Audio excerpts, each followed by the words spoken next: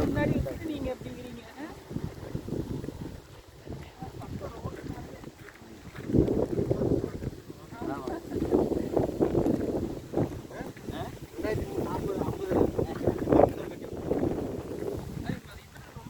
இந்த ரெண்டாவது சைட்டு